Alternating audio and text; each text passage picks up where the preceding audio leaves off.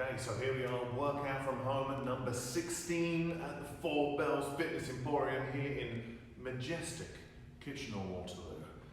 So, what are we up to today? You should know by now it's Monday, which means that at the beginning of every week we put first things first, and as we are doing our push-up cycle, the focus is push-ups on this Monday or first workout of the week. We're going to talk about the strength piece and the conditioning piece, but let's talk very quickly about the warm-up first of all. So you'll notice that with the warm-ups we've done over the last few weeks is that they have relatively low amounts of equipment required to do them. We have done them within a relatively small space. It's not like it is when we're normally in the gym, where we're jumping around everywhere and doing all manner of crazy stuff. We're trying to keep it nice and simple so that everyone at home, regardless of what you have, has the ability to do these warm-ups. Our warm-up today is quite straightforward. We've got to get the shoulders ready for push-ups without getting them too fatigued. Remember, it's a warm-up. We're looking to actually do some very serious push-up work today, so we don't want to get the shoulders too tired. Our warm-up is very straightforward. We are going to do some shoulder dislocates. We're going to do that for 10 reps today. From there, we're going to get into some shoulder taps, where we're going to do 10 slow and 10 fast, working on a little bit of core stability as well as shoulder stability. And last but not least, we're going to do some Hindu push-ups for 5 reps. So we're going to talk about what kind of Hindu push-up you should be doing, depending on where you are with your strength piece. Shoulder dislocates, shoulder taps, Hindu push-ups. We're doing that for 3 rounds. So let's talk about shoulder dislocates. It really depends on how you like to pronounce it. I have a fruity English accent, which means that sometimes I say things different to people here in sunny old Canada. When we are doing our shoulder dislocates, I don't need much to do it. Really, I need maybe a band. I like a band, sometimes more than a PVC pipe or a broomstick, because it's got a little bit of stretch to it, means it can be a little bit more forgiving for the shoulders. But again, if you don't have a band available, maybe you've got a belt, maybe you have a piece of rope, maybe you have a broomstick or a PVC pipe, get creative with what you have. With the shoulder dislocates, as always, we're trying to keep the rib cage down. I'm trying to make sure I've got the hands a little bit outside of shoulder width. I pass over, touch the band, the PVC pipe, the rope, whatever it is, to my low back, and passing forwards and backwards. Contrary to the name, shoulder dislocate, we do not want to dislocate our shoulders, but what we do want to do is play around with how close can I have my hands. So I move my hands in an inch or so, and I can feel it's slightly more challenging for my pecs as I do my shoulder dislocates. So again, if you can, over the 10 reps, slowly move those hands in if we can. From there, shoulder taps is what we are looking for. So that means in my plank position, I'm going to have the hands directly below the shoulders, nice tight plank. I smoothly touch one hand to the shoulder, back and forth, and I'm trying to resist rotation. So that means I'm not letting the hips move around. Everything stays still. Once I've done 10 slow, I then do 10 fast. When it comes to the Hindu push-up, first of all, it's about trying to work out where I am in terms of my strength. So here at the Four Bells, when we do Hindu push-ups in our strength piece or a conditioning piece, we have 4 levels. So let's go over those 4 levels pretty quickly. Then from there, you should be deciding which one is pretty easy for you. So remember, this is still a warm-up, not a workout. So pick the level out of the 4 levels we have that works best for you.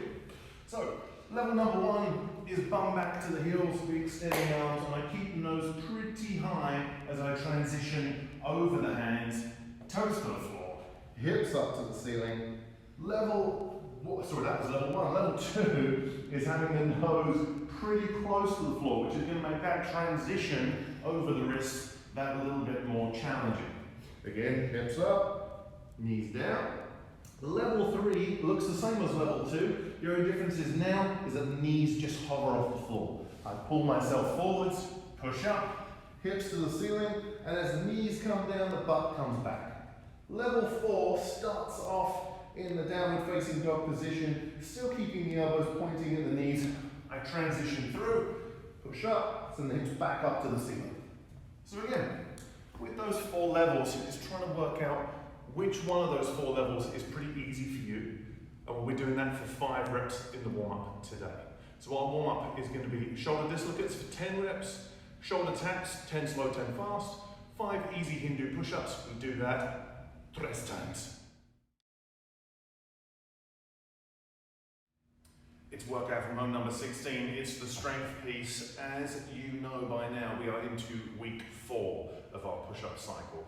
By now, you should be very embedded in terms of what level you're at, 1, 2, or 3, and what should be happening in terms of the level of intensity and the level of reps that we should be doing throughout our workout, or particularly our strength piece.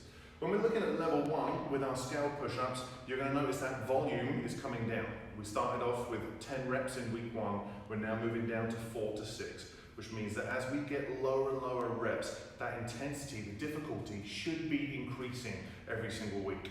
So I've been speaking to a few people in the gym, obviously who are at home, and they're like, oh, it's great, I've been doing push-ups on my stairs, I managed to move down a stair or even 2. That's fantastic, that's what we should be trying to do, trying to get ourselves closer and closer to the floor. If we're in level 2, we are going to be doing push-ups for 5 to 15 reps now, which means regardless of how many reps you had before, let's say last week you got 8, or maybe I'm trying to get 9 every single set now. I'm trying to increase that volume slightly. But of course, if you can get up to 15 and you can do 5 sets of 15 reps today, fantastic. With our level 3 one-arm push-up, as the volume comes down, the intensity must go up, which means that we are doing 3 reps per side now. So we're going to talk about a few options in terms of where our hands should be with regards to our one-arm push-ups. When it comes to our strength piece today, regardless of the level we are doing 5 sets. Each set is 3 minutes long, which means I'm going to do my push-up work first, whatever level I'm at, and then we are going to get into the YTWI, a fantastic exercise for low trap activation, rear delt activation, scapular retraction, basically a great exercise for shoulder health. So let's talk about how to do push-ups. I know we've been banging on about push-ups for a long time now, but what I do see as people are trying to actively get better at push-ups, a fantastic endeavor, is that sometimes there is a little deviation in terms of how things should be done in the quest to get to our push-up. So whether I'm doing them on the stairs or on a box or on a bench or something at home that's pretty sturdy, the same rules should apply if I'm on the floor. And even if I'm doing a push-up on the floor, the same rules should apply if I'm doing a one-arm push-up. So if I'm doing a scale push-up, as always, it's setting the hands up. If I'm on the stairs, I pretty much make sure the bottom of the stair touches across the bottom of the palm here. And I want to make sure those hands are shoulder width.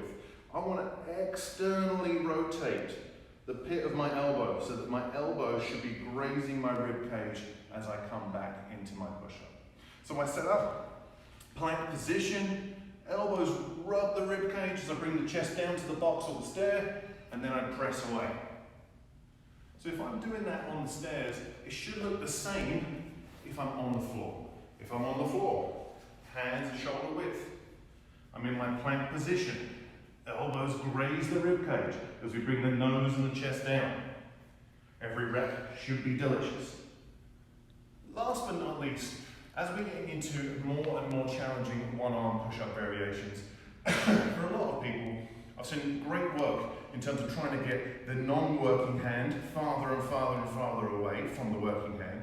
We've now seen some people go from having a flat hand on the floor to a tented hand, which of course means this guy works less. And now I've seen some people trying to move that hand slowly down towards the hip. So it's your job as we're getting into these later weeks to try and find the most intense rep I can do. So that means I'm setting the hand up, still hand directly below the shoulder. I'm still trying to keep the elbow close to the rib cage. And as I'm coming out into those one-arm push-up variations, maybe now as I get closer to the hip, it's just using the fingers to assist me ever so slightly. Don't let the hand help too much. As we get closer and closer towards the hip, it should be as little help as possible.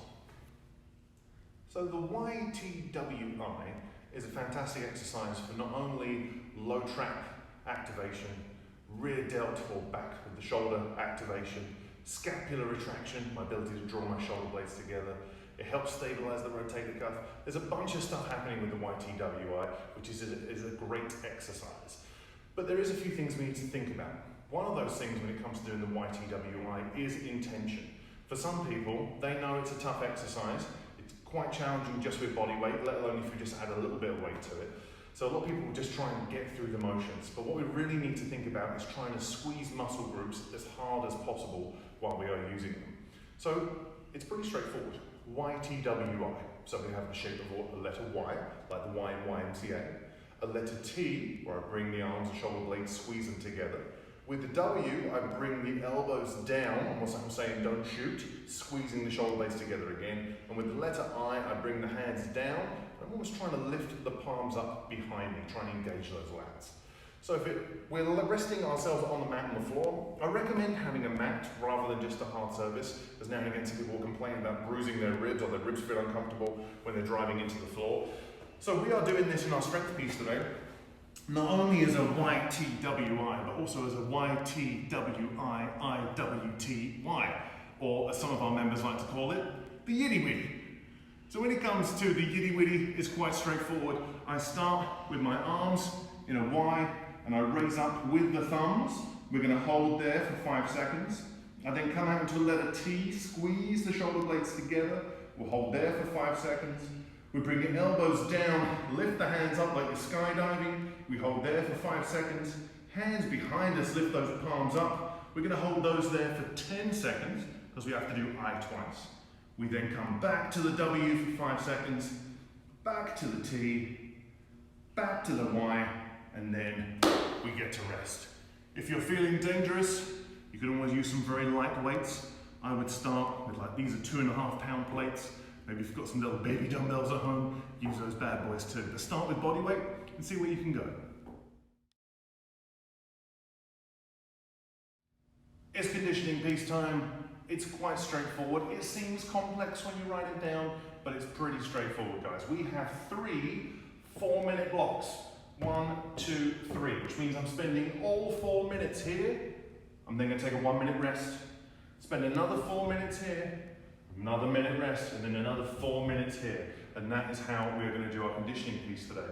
We basically have a 14-minute long workout. 12 minutes of work, 2 minutes of rest in between those rounds. So, I'm going to do 40 seconds of work followed by a 20-second hold in every minute of this 4-minute block. So that means I'm going to do plank ups for 40 seconds, followed by a plank on the elbows. We're going to do that 4 times, that's 4 minutes. We're going to take a minute break. I'm then going to do 40 seconds of push pressing, followed by 20 seconds of an overhead hold with those dumbbells. Do that 4 times, again, another 4 minutes. We rest 1 minute, and in my last 4 minutes, I'm doing 40 seconds of mountain climbers, followed by 20 seconds hold on a plank on the hands. So the idea with each of these 3 4-minute blocks is that the hold, that 20-second hold, is the most important part. So when I'm planking on my elbows, when I'm holding the dumbbells overhead, or whether I'm doing a plank on my hands, the idea is to not break that hold. If during the 40-second work piece, if you need to take a few seconds rest along the way, that's completely fine, but we do not break the holds. So let's talk about the movements that we're going to do very quickly today. So, plank ups. We've done a bunch of plank ups. Fantastic exercise for anti-rotation, strengthening the core, as well as tricep extension. Very good if you want to get better at push-ups. So with my plank up, I always like to use a mat. I know what I'm like, I get tired and smashing my elbow into the floor. I'm in my plank position, feet are a little bit wider than they normally are, just because I'm going to be wiggling around a little bit. Elbow, elbow, hand, hand, elbow, elbow, hand, hand. I'm going to do that for 40 seconds. When it comes to hold time, I'm just going to come into that plank on the elbows, pull the elbows towards the feet, pull the feet towards the elbows, brace the abs as hard as we can. And we're going to go back and forth between plank ups and elbows on the hands. That's going to be our first 4 minutes. In our second 4 minutes, we're going to get into some dumbbell push pressing. Wonderful. Do you have dumbbells? If you do, that's great. Maybe you don't have 2 dumbbells. Maybe you just have 1 heavy kettlebell. You may find you need to alternate between hands. You may find that you don't have 2 small ideal objects. It might be a bag of sand. Whatever it is, get resourceful, do what you can. I'm going to use the legs, dip, drive overhead. We're going to continuously do push presses. When it's hold time, I just hold overhead for 20 seconds. That is 4-minute block number 2. Last but not least, 4-minute block number 3 is going to be mountain climbers. We're planking on the hands. So with our mountain climber, if you want the hands on the mat, hand on the floor, whatever works best for you. I'm going to be in almost a sprinter stance as I bring the elbow towards the knee, little hop, and we switch backwards and forwards. Ideally, No sand mountain climbers, if I can avoid it. And again, with our hold position, all we're going to do is just hold the plank on the hands. So that's it. 3 4-minute blocks in our conditioning piece today. A minute break between each one. 40 seconds of working, 20 seconds of holding. Good luck.